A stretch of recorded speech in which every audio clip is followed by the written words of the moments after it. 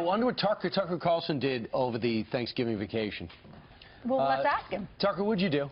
I just drank Bud Light, waiting for that special gold. No, I drank Buckler. No, I went fishing in Florida, as always. Come on. Fantastic. Buckler is a great non-alcoholic beer, isn't it? Yes, it is. That's my favorite one. I totally agree. Take that, O'Douls. Okay, you know, they might be actually drinking over at Trump headquarters because, you know, Jill Stein has thrown an IED into the whole party over there with this recount request. Do you really think she thinks the Russians rigged the election? Well, thank you for saying that, because that's what it's really about. And most stories covering this don't mention that. The underlying impetus for this recount is the idea that the voting machines, the electronic voting machines, were somehow rigged or controlled by someone outside the government, most likely the Russians. That's a pretty big allegation. Now, I don't dismiss anything. There's no evidence of that, but I mean, I'm open-minded. I want to see the evidence. This recount doesn't bother me, actually. I don't think it's likely to change the outcome, and if there's a suggestion that happened, let's find out. Trump, meanwhile, is also making, as you know, a suggestion that the election was rigged, saying that 2 to 3 million people voted illegally.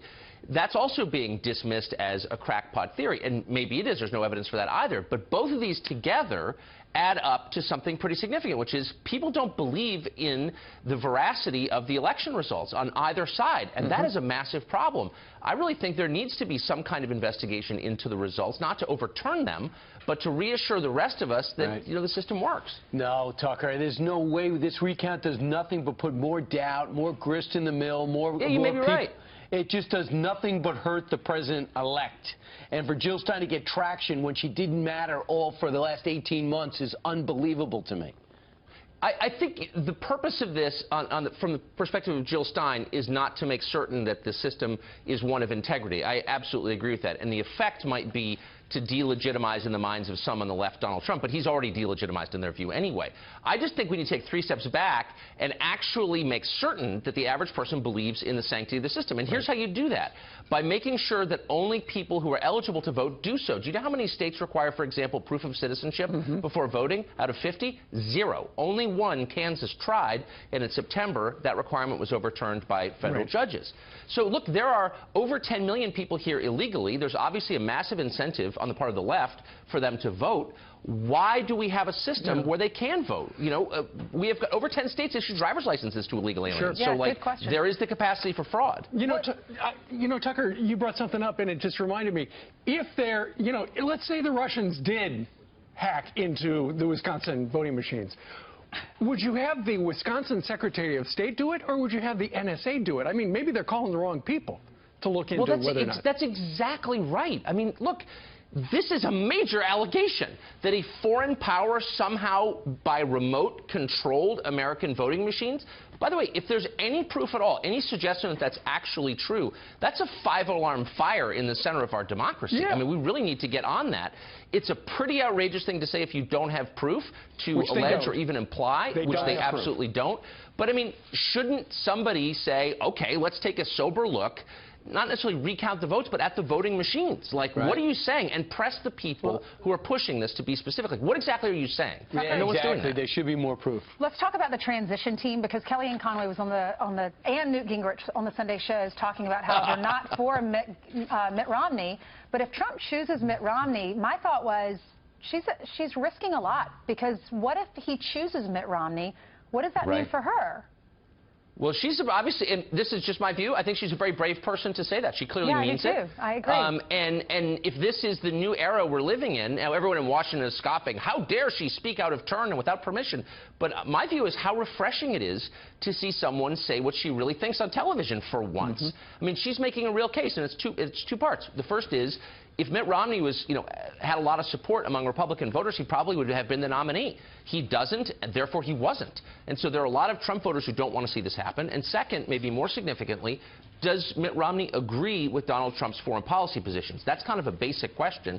And I think the answer is probably no. So for her to say this, I mean, I thought it was great. It's funny you say what the reaction is from folks in Washington, the establishment, because everywhere else, like in the South and in the flyover states, they're all applauding Kellyanne for saying that because they're mad at him for what he said, and he didn't support Donald Trump over the last year. Should he apologize? But also, how nice is it? Oh, should Romney apologize? I mean, I don't know. You'd have to think there would be some kind of reckoning or reconciliation between the two of them. If you say a guy is too immoral to be the president of the United States, and then you say, I'm going to serve in his cabinet, I mean, there's got to be a transition from one to the other. Right. But I just think, Kellyanne Fitzpatrick saying what she thinks. Right. I mean, in D.C., a scandal is something that we didn't expect to happen, I guess. Right. But I hope we see more of this. And I hope I meet Kellyanne Fitzpatrick. Yeah, is that her maiden name? I always called her Conway. I feel so Is that bad. her maiden I'm so sorry. I'm so sorry. I've known her for so long. All the Her name Irish was are Kellyanne not the same. Fitzpatrick. Okay, please, Heather Tucker. said that's her maiden name. Yeah. Yeah. All right, so before. I beg your pardon. Right, so the other thing is, the word is that Donald Trump is not happy that Kellyanne Conway did this, so it's we're wondering if they're boxing him in and doing it. And personally, I don't think there's anything wrong with Mitt Romney. It's just that Mitt Romney came out and went against Donald Trump. So you have to think it's going to take a couple of years for him to convince people in a few interviews that he's not. And when there's a transition, maybe that'll be a good time for Romney, if there's an opening that he likes, to go forward. But just the last time we heard him talk, he was begging us not to vote for Donald Trump. Meanwhile, and again, on moral grounds. Yeah. He's like disgusting. You can't vote for him. All right, let's talk, if we can, about sanctuary cities. Among the many things that that Donald Trump says he's going to do is going to stop it and deny federal funding for those cities that do it. Where is that in the things to do list if Tucker Carlson handed Donald Trump a things to do list? Well, I mean, I think it's maybe number 1 or 2. I mean, what's so remarkable to me as someone who's been paying attention for the last 20 years is for generations, liberals have said the states do not have a right to ignore federal law. That was the lesson of the civil rights era. That's why Orville Faubus was wrong and President Eisenhower was right. The state of Arkansas said, we're just not doing that. And the Fed said, no, you must, because it's federal law. And liberals, and me too, have said, yes, that's exactly right. And now they're saying, you know what, if there's a federal law that we disagree with, we're just going to ignore it, and there's nothing you can do about it. I mean, the two cannot coexist. And so as a matter of principle, I think it really matters, but also as a practical matter, you can't have cities where people who are totally, unknown, their origin is unknown, are floating around and living. It's a threat to national security. And we know this from the 9/11 report. We know that I think it was 6 out of the 19 hijackers had violated immigration law. And one of the key recommendations of that report was you've got to kind of know who's living in your country, or else there are potentially really bad consequences. That's common sense. And so these mayors, for political reasons, are ignoring that, and I think that cannot stand.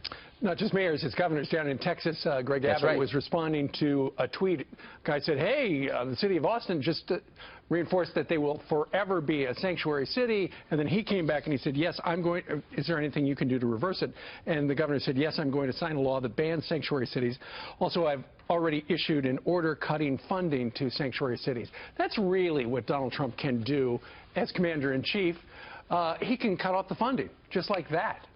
Well, it's a little much to say to the federal government, look, we're not going to obey your laws. We reject your laws, man, but we still want the subsidy. I mean, you know what I mean? It's like a little like one of your teenage kids saying, I'm not going to obey anything you say, and up yours, I'm giving you the finger, but you still have to, pay me, $500 a month and my tuition. I mean, like, you can't have both, sort of, right? All right, Tucker Carlson, it was a great start to your show at 7 o'clock, and this week, somewhat controversial. You're going to do a best of Tucker Carlson, looking back at the week that was. It's early, yes.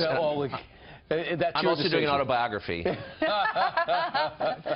Tucker, congratulations on the success. Thanks, guys. Everyone's It's great to see you. We're all happy and for you. especially you, Ainsley. Thank you. I love you. It's favorite. Thank you. As usual.